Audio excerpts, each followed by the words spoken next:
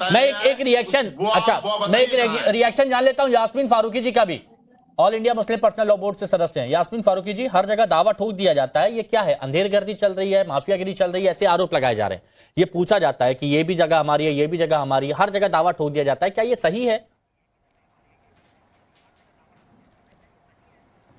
पहली बात तो मैं आपको ठीक कर दूं, मैं एसडीपीआई की नेशनल जनरल सेक्रेटरी हूं। अच्छा, माफ मेंबर जरूर हूं मैं, लेकिन उनकी प्रवक्ता नहीं है, और उनके बिहाफ पे मैं बोलती भी नहीं। ठीक है, आप उसकी मेंबर है, all India Muslim personal law board की मेंबर है। दावा ठोका जाता है तो देखिए जी, लेकिन मैं उसके मैं अपनी बात नहीं रखती हूँ, क्योंकि वो मुझे अथॉरिटी नहीं है।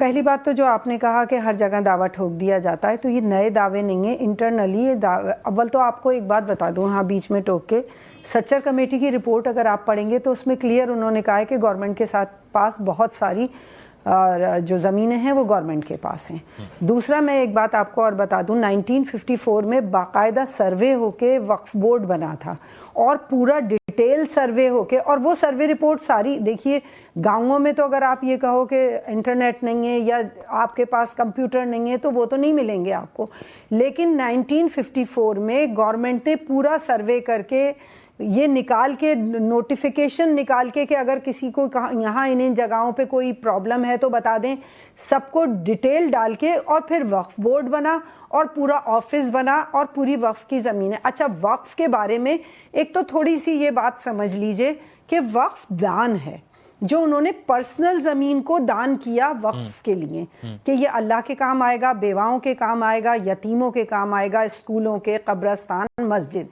वो उनकी पर्सनल जमीनें थी, और वो कोई जमीन वक्फ मानी भी नहीं जाएगी जो कि खुद की खरीदी हुई नहीं हो, किसी की कब्जे की हो, वो वक्फ मानी भी नहीं जाएगी। और जो लोग दावा कर रहे हैं, देखिए एक बात सुनिए, दावे की तो बात आप छोड़ दीजिए, हर मंदिर पे मस्जिद का दावा है, ऐसा लगता है हर मस्जिद के नीचे मंदिर है, तो वो दावे जो कर रहा है वो तो वो एक शायद नहीं फैशन हो गया है। शायद ये चीज भी है यास्मीन जी, कि कुछ लोग सबूत दिखा देते हैं, कुछ लोग सबूत दिखा देते हैं, कुछ लोग जांच से तौबा नहीं करते हैं, और कुछ लोग जांच होने ही नहीं देते, कुछ लोग सबूत भी नहीं दिखाते। नहीं, छोड़ दीजिए। आज भी बाबरी मस्जिद के लिए रोना रोया ही जा रहा है कि कुछ हम लोग तो नहीं रो रहे हैं, या फिर हिंदू पक्ष नहीं रो रहा है। अब एक बात बहुत क्लियर मैं यहाँ पर बोल रहा हूँ, मुझे ये बता दीजिए, आपने कहा कि बहुत पुराने वक्त से दावा किया जा रहा है, अगर ईडन गार्डन वक्फ की जमीन पर बना हुआ है तो उसके दस्तावेज दिखाने चाहिए ना? बिल्कुल दिखाएंगे। अगर कोई दावा कर रहा है मेरे भाई, आप एक तो आप एंकर हैं, आपको बायस्ड होके बात नहीं करना चाहिए, आपको मिडिल वाली बात करना चाहिए। ये भी हो सकता है, ये गलत भी हो सकता है, और ये सही भी हो सकता है। हाँ। आप उसको रिजेक्ट नहीं कर सकते कि नहीं ये गलत ही है। देखिए, अगर कोई दावा ठोक रहा है, किसी पे कोर्ट में जा रहा है या जबानी भी कह रहा है, तो कुछ ना कुछ तो होगा ना। नहीं यास्मीन जी, वही तो सुनिए ना यास्मीन जी, मैं यही तो बहुत विनम्रता के साथ पूछ रहा हूँ। देखिए, आपने यास्मीन जी सुनिए ना प्लीज, आपने बायस्ड होने का आपने आरोप लगा दिया, लेकिन मैं आपसे बस ये कह रहा हूं कि अगर किसी ने पूछा है, अगर किसी ने दावा ठोका, सही बात कही, सुन तो लीजिए, अगर किसी ने दावा ठोका है तो दावा ठोका है तो उसके सबूत पेश करिए, क्योंकि फैक्ट चेक, देखिए हम लोग फैक्ट चेक करवाते हैं, ऐसी बात नहीं है। अब सबसे बड़ी बात, दो बातें उठाई, मैं एक बार यहां पर क्लियर कर दूं, प्लीज समझिएगा।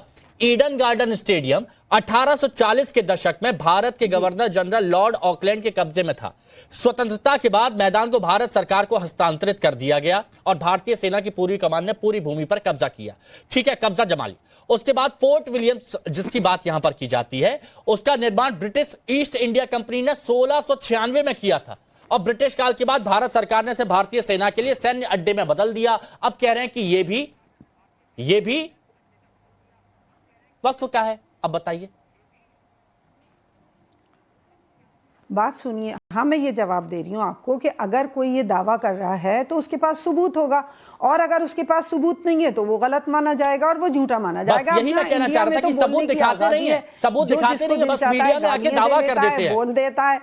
दत्ता साहब, आप बंगाल से ताल्लुक रखते हैं, आप बंगाल से ताल्लुक रखते हैं, तो अगर बंगाल के फोर्ट विलियम्स और ईडन गार्डन, इनफैक्ट यहां तक कि राजभवन की भी बात की गई कि ये भी वक्फ की जमीन पर, और बाकी दिल्ली में तो क्या क्या वक्फ की जमीन पर बताया गया। आप जरा बंगाल से ताल्लुक रखते हैं, मैं पूरा आपसे विश्लेषण चाहता हूं कि ऐसा क्यों दावा किया जा रहा है। हिमांशु जी, नमस्कार सबसे पहले सबको। यहाँ पे बात ये आती है कि आखिर ईडन गार्डन भी अगर वक्फ बोर्ड का है, राष्ट्रपति भवन भी वक्फ बोर्ड का है, गवर्नर का बांग्लो भी वक्फ बोर्ड का है, सारी चीजें अगर वक्फ बोर्ड का है, तो फिर पूरा भारत ही बोल दो ना कि वक्फ बोर्ड का है, सारा भारत ही वक्फ बोर्ड का है। ये बोलने से किसने रोका है? महत्वपूर्ण बात यहाँ पे ये आती है कि केवल दावा ठोक देने से, बिना तथ्यों के आधार पे, बिना प्रमाण के आप कुछ भी कह सकते हो। ये तो एक तरह से मतलब ये हो गया ना कि अंधेरी नगरी और चौपट राजा वाला हिसाब किताब हो गया, जैसे कि सारा भारत ही अंधेरी नगरी है और वहां पे चौपट राजा के हिसाब से सारी चीजें दावा ठोक रहे, बिना आधार के, बिना तथ्यों के आधार पे, बिना सबूत के आधार पे। ऐसे करके अगर मैं चलूं तो इस देश में इस्लाम कब आया है? इस देश में इस्लाम आया है 11वीं सदी, 10वीं सदी से लेके 11वीं सदी के बीच में। उससे पहले सारी जितने सारी जमीनें थी भारत की, वो तो सारे सनातन धर्म की जमीनें थी। तो कल को अगर हम लोग भी ऐसे ही अंधा होके अगर दावा ठोकते कि नहीं जी, जामा मस्जिद पे भी हमारा अधिकार है, ताजमहल पे भी हमारा अधिकार है, आदीना मस्जिद जो बंगाल पे गौर पे है उस पे भी हमारा अधिकार है, क्योंकि ये तो सारे सनातन धर्म की जमीनें थी, क्योंकि इस्लाम तो बाहर से आया है, इस देश का है नहीं, इस देश का रिलीजन तो नहीं है। इस देश का रिलीजन जो इस देश में जन्म हुआ वो कहीं ना कहीं पे बौद्ध है, आपका जैन धर्म है और सनातन धर्म है। तो बाहर से जो आया हुआ धर्म है वो अगर आके पूरे देश भर में दावा ठोकना शुरू कर दे तो कहाँ तक जायज है, कहाँ तक जायज है? और उसके ये कह देना कि अगर संशोधन हुआ पे तो फिर उसको लेके देश में आग लग जाएगी, शाहीन बाग होगा। ये तो कहीं ना कहीं कुछ कह रहे प्लीज जरा सुनने दीजिए प्लीज। दत्ता साहब 1 मिनट रुकिएगा, दत्ता साहब 1 मिनट रुकिएगा, कुछ कह रहे हैं अजहरी साहब, प्लीज बोलिए। मैं ये कह रहा था हिमांशु भाई, हजरत आदम भारत में पैदा हुए, अखंड भारत श्रीलंका में पैदा हुए, और हजरत आदम के बाद में तकरीबन उन्हें लगा के तकरीबन 1,24,000 पैगंबर आए हैं। उनकी उम्रों को जोड़ लीजिए, ज्यादा नहीं, 100 साल, 50 साल के हिसाब से जोड़िए, कितने साल पुराना इस्लाम मजहब है। आप लोग जो कहते हैं नया आया है, अभी आया है, बाद में आया है, ये सब ये बिला वजह की हरकतें हैं, इन्हें छोड़िए। हमारे ही कुरान ने कहा है। अच्छा, मैं एक बात आपसे पूछूं, उसको भी आपसे पूछूं अजहरी साहब, कोट करिए, आपने उसको भी कोट करिए। आज ठीक है, मैं कोट करूंगा, लेकिन एक छोटी सी बात मैं आपसे पूछता हूं अजहरी साहब। आपने कहा जो आपके पैगंबर हैं उन्होंने भारत में जन्म लिया और उसके बाद कई और भी लोग आए जिन्होंने भारत में जन्म लिया, तो बहुत पुराना है।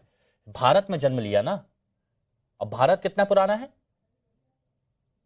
हमने भारत की बुनियाद क्या है? नहीं, वो आपका अकीदा है भारत कितना पुराना है। मतलब हमारा अकीदा ये है कि हजरत आदम आए, हजरत आदम के बाद 1,24,000 भारत भी नहीं है, पूरी दुनिया में आए वो लोग, समझे आप? नहीं, पूरी दुनिया में आए, पूरी दुनिया में। अच्छा, तो मतलब मैं ये क्या कह सकता, सुनिए ना सर अजहरी साहब, तो क्या ऐसा है अजहरी साहब, सुनिए ना, आपने कहा उसके बाद पूरी दुनिया में आए। प्लीज सब लोग मेरी बात सुनिए, मेरे को एक बात करनी है, फिर मेहमानों के पास जाना है।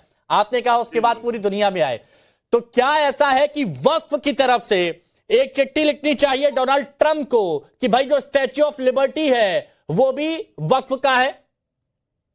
हमारा अकीदा ये है कि ट्रंप भी आदम की औलाद है। आदम सबके बाप है। अच्छा, हमारा अकीदा ये है। चलिए ठीक है, बहुत जल्दी से चलिए, ठीक है। सूर्य प्रकाश मैथिल जी, आपका कमेंट। आता हूं दत्ता साहब प्लीज, फाजिल भाई भी इंतजार कर रहे हैं। हाँ, धन्यवाद। पहले तो हिमांशु जी, आपको और पूरे देश को भारत माता की जय, वंदे मातरम, और होली की अग्रिम शुभकामनाएं आप सभी को। हाँ। और देखिए कि मैं तो हैरान हूं सुनकर हाफिज नूर अजहरी साहब का जो वक्तव्य है कि हम तो लाखों साल पुराना जो है वो धर्म है। भैया, आप कुरान से अलग हटके बात कर रहे हैं। कुरान की एक आयत का मुझे उल्लेख कर दीजिए यहाँ पर, जहां पर कि ये लिखा हुआ है, एक आयत का उल्लेख कर दीजिए। और जो हमारे पैगंबर साहब थे, आपके और हमारे, मैं भी सम्मान करता हूं, हर एक धर्म का सम्मान, पैगंबर साहब से पहले के किसी पैगंबर का नाम बता दीजिए जो कि आए थे। ठीक है, अब रहने दीजिए ये सब बातें जो है ना, ये आपके बारे वक्त पर आइए, वक्त पर आइए, वक्त पर आइए वापस। अब दूसरी चीज अभी जो हमारी बहन जो थी यास्मीन जी, उन्होंने कहा, देखिए कहते हैं ना कि मन की बात जो है वोटों पे आ जाती है। आप अगर इनकी बाइट को दोबारा चलाएंगे तो इन्होंने ये कहा था कि आप तो हर मंदिर के नीचे मस्जिद ढूंढते हैं। तो भैया ये तो सच बात है कि हर मंदिर जो है, हर मस्जिद जो है वो मंदिर तोड़ के बनाई गई है। भारत के अंदर 40,000 से ज्यादा मंदिरों को डिस्ट्रॉय कर मुस्लिम आक्रांता मुगलों ने इस देश के अंदर मस्जिदें तामीर कराई। क्या कारण रहा हिमांशु भाई कि हमारे जितने भी श्रद्धेय देवालय थे, चाहे काशी ले लीजिए, चाहे मथुरा ले लीजिए, चाहे अयोध्या ले लीजिए, उसके अलावा आप मध्य प्रदेश में भोजशाला ले लीजिए, उसके बिल्कुल पास में ही मस्जिद बनी हुई है। उसके बिल्कुल पास मस्जिद बना के ये बैठ गए। नहीं, ये मुद्दा हिंदू मुस्लिम का नहीं है, ये मुद्दा वक्फ का है।